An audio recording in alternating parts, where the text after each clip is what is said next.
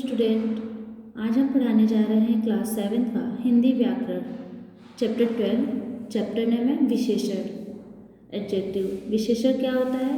जब भी हम किसी नाम संज्ञा की विशेषता बताते हैं उनके बारे में, तो वे उनका विशेषण होता है। संसार में जितने भी प्राणी, वस्तु, स्थान आदि हैं, सभी को अपनी कुछ न कुछ विशेषताएं होती हैं। इन्हीं विशेषताओं को बताने वाले शब्द क्या कहलाते हैं? विशेषण कहलाते हैं। नीचे दिए चित्र देखिए तथा पंक्तियों को पढ़िए और समझिए। यहाँ पे चित्र दिया गया है और यहाँ पे कुछ वाक्य दिए गए हैं, तो इसे हम पढ़ते हैं। नीले नीले आसमान में काला बादल छाया है, रंग बिरंगे फूलों पर ठंडा जल बरसाया है। भीगी भीगी छोटी लड़की खड़ी खड़ी मुस्काती है, मेरी छतरी यहाँ न लाना, बरखा मुझे सुहाती है। तो यहाँ पे आप देखेंगे कुछ काले मोटे अक्षर दिए गए हैं। जो भी ये शब्द हैं ये आपके विशेषण हैं। नीले नीले आसमान में, आसमान के विशेषण क्या है? नीले नीले। काला बादल छाया है, तो बादल का विशेषण क्या है? काला। रंग बिरंगे फूलों पर, तो फूलों की विशेषण क्या है? रंग बिरंगे हैं। ठंडा जल बरसाया है, और जल का विशेषण क्या है? ठंडा। भीगी भीगी छोटी लड़की, लड़की का विशेषण क्या हो गया? छोटी। खड़ी खड़ी मुस्काती है, मेरी छतरी यहाँ न लाना, और छतरी का विशेषण क्या हो गया? मेरी। बरखा मुझे सुहाती है। तो ऊपर दिए गए वाक्यों में मोटे छपे शब्द नीले नीले, काला, रंग बिरंगे, ठंडा, छोटी और मेरी शब्द क्रमशः आसमान, बादल, फूल, जल, लड़की तथा छतरी शब्दों की विशेषता बता रहे हैं। जैसे हम आपको बताए हैं, विशेषता बताने वाली शब्द विशेषण है। चूँकि सर्वनाम शब्द संज्ञा के स्थान पर प्रयोग किए जाते हैं, इसलिए विशेषण शब्द किसी भी संज्ञा अथवा सर्वनाम शब्दों के रूप, गुण, आकार, मात्रा की विशेषता का बोध कराते हैं। यहाँ पे है, अब विशेषण कहते किसे हैं? तो जो शब्द संज्ञा अथवा सर्वनाम की विशेषता बताते हैं उसे हम विशेषण कहते हैं। इसे आप लर्न कर लीजिएगा। विशेषण शब्द जिन संज्ञा या सर्वनाम शब्दों की विशेषता बताते हैं उन्हें हम विशेष्य कहते हैं, और जो विशेषण की संज्ञा या सर्वनाम जो विशेषण की विशेषता बताते हैं उन्हें हम विशेष्य कहते हैं। नीचे दिए गए वाक्यों में विशेषण विशेष्य देखिए। यहाँ पे वाक्य दिए गए हैं और यहाँ पे विशेषण और विशेष्य दिए गए हैं आपको समझाने के लिए। देखिए, नीले आसमान में काला बादल छा गया, तो इसमें विशेषण क्या है? नीला और काला। ये विशेषण हो गया बादल का, और विशेष्य इसका क्या हो गया? आसमान और बादल। रंग बिरंगे फूलों पर तितली उड़ रही है, तो यहाँ पे रंग बिरंगे क्या हो गया? विशेषण हो गया, और फूल क्या हो गए? विशेष्य हो गए, क्योंकि फूलों की ही विशेषता बताई जा रही है यहाँ पे। तो फूल विशेष्य हो गया और विशेषण रंग बिरंगा हो गया। मुझे ठंडा पानी पिला दीजिए, तो यहाँ पे ठंडा क्या हो गया? विशेषण हो गया, और ठंडा किसकी विशेषता बताई जा रही है? पानी की, तो विशेष्य क्या हो गया? पानी।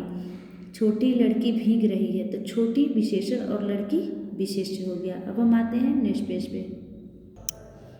विशेषण के भेद। विशेषण के कितने भेद होते हैं जानते हैं। विशेषण के 4 भेद होते हैं: गुणवाचक विशेषण, संख्यावाचक विशेषण, परिमाणवाचक विशेषण और संकेतवाचक विशेषण। तो गुणवाचक विशेषण में क्या होता है?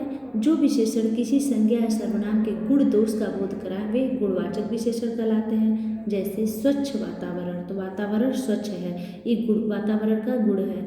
मैली चादर, चादर मैली है, तो ये इसका गुण है। मोटे लाला आदि, तो यहाँ पे एक गुण दोष का बोध कराया गया है, तो ये गुणवाचक विशेषण कहलाएंगे।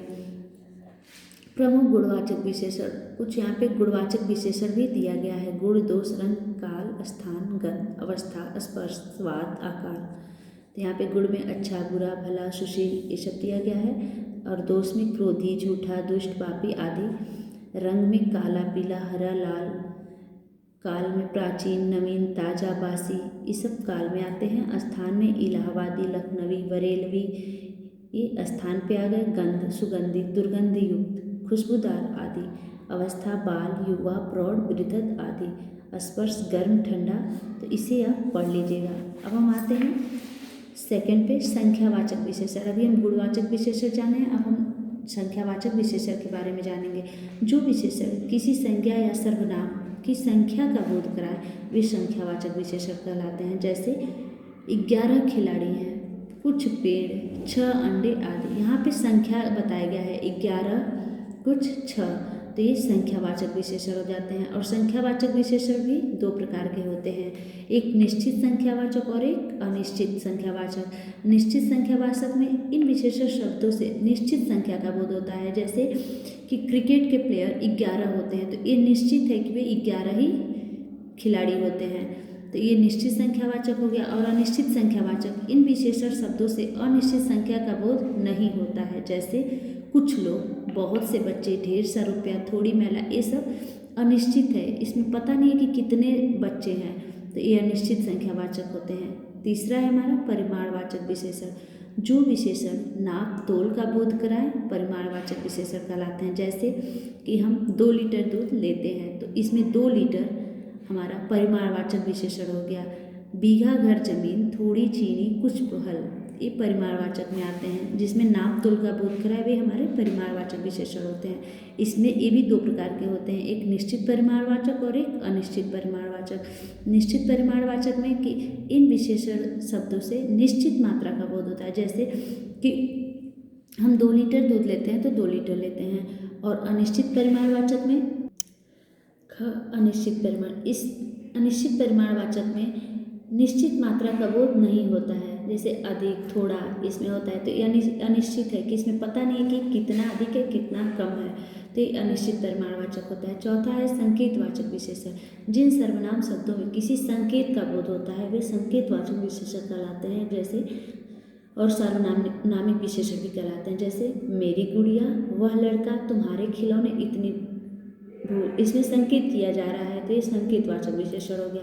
विशेषणों की तुलनात्मक अवस्थाएं, 2 या 2 से अधिक व्यक्तियों वस्तु की तुलना करते समय विशेषणों से पहले से, की अपेक्षा, की तुलना में, के मुकाबले में आदि शब्दों का प्रयोग किया जाता है।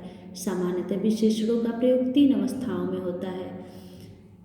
3 अवस्थाएं हैं, मूलावस्था, उत्तरावस्था, उत्तमावस्था। मूलावस्था, इस अवस्था में केवल गुण दोष का वर्णन होता है, विशेषण का तुलनात्मक रूप नहीं होता है, जैसे अंजलि सुंदर लड़की है। और उत्तरावस्था में क्या होता है कि किसी से तुलना किया जाता है, कंपेरिजन किया जाता है। इसमें किसी वस्तु या प्राणी की दूसरे के साथ तुलना करते हुए हम एक को दूसरे से उत्तम बताया जाता है, जैसे मिताक्षी अमीषा से अधिक सुंदर है, तो यहाँ पे मिताक्षी को अमीषा से कंपेयर किया गया है, तो यहाँ तुलना किया गया है, तो ये उत्तरावस्था हो गया। उत्तमावस्था, इसमें 2 या 2 से अधिक व्यक्तियों, वस्तु या स्थानों की तुलना करते हुए एक को सबसे अच्छा या बुरा बताया जाता है, जैसे ऐश्वर्या सबसे सुंदर लड़की है, और यहाँ पे दोनों लोगों से अधिक सुंदर बताया गया है कि ऐश्वर्या सबसे सुंदर है, तो यहाँ पे उत्तमावस्था होता है।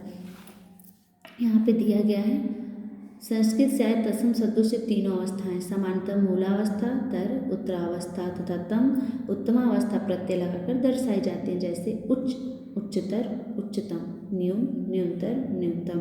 तो इससे आप पढ़ लीजिएगा और जानिएगा कि मूलावस्था, उत्तरावस्था, उत्तमावस्था क्या होते हैं।